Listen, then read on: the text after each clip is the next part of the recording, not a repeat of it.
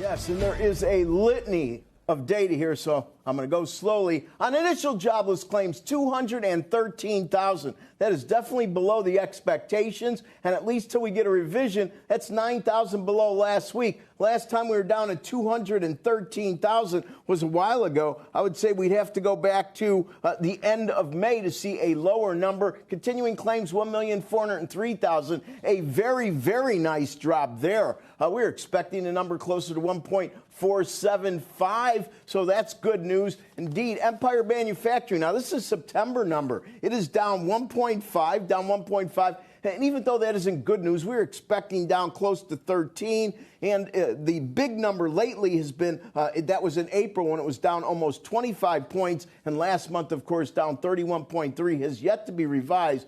We haven't had a positive number there, well, since July. If we look at retail sales, up 0.3. We're expecting down 1/10. Very solid number. Strip out autos, and you can see that autos kicked in a lot to the headline because you go exactly the other way, down 0.3%. Strip out autos and gas, it goes flatline, unchanged. Philly Fed. Now, Philly Fed's always an important number. We want to pay very close attention. Minus 9.9. That's a big reversal. Last month, we went positive at 6.2. We're expecting a positive number. That is a disappointment. Import prices for August, month over month, down 1%.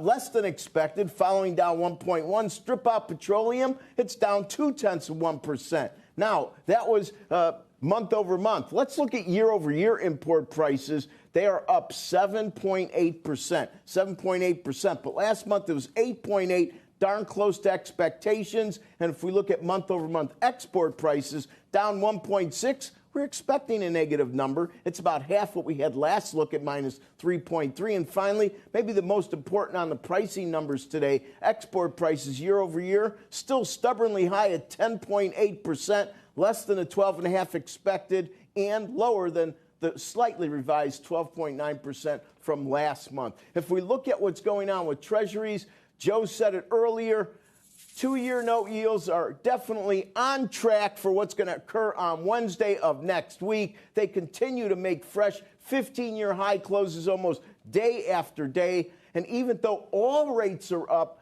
10-year note yields still haven't been able to take out their mid-June high yield close, just a whisker under 3.5%. Becky, back to you. Rick, thank you so much. Excellent job breaking down all that information. Hey, Steve, you take a look at this. It basically says retail sales, consumer a little stronger than had been expected. The jobs market a little stronger than had been expected, too. What's that mean for the FOMC when it meets next week? These are the numbers they're going to be watching. Yeah, I'm trying to put it up, Becky, against the vision of the world laid out earlier today by Barry Sternlicht. And I can't find it in the data. Now, I think that's kind of Barry's point, that the data is old. It's not reflecting what's really happening in the economy.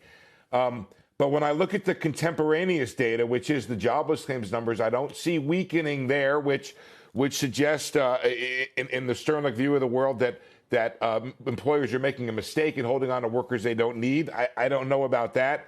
I see these consumer numbers, and they look okay to me. You know, a 4.2% decline in gasoline sales, which is actually a little bit less than expected. And a lot of that's going to be price as well. But you look at motor vehicles up 2.8% in July. Food service and drinking places, that's the one bit of service we have in there, up 1.1%. That's a strong number. You know, some negatives in there, health and personal care down 0.6%, but mostly I'm looking across at furniture and home stores down 1.3%. That's the real estate recession, down 1.3%.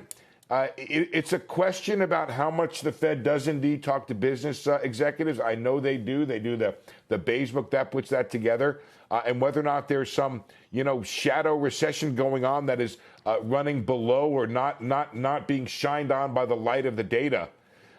So that's a question. We're not seeing it in the data right now, and the Fed, I think, is going to be full steam ahead on a 75 basis point rate hike next week.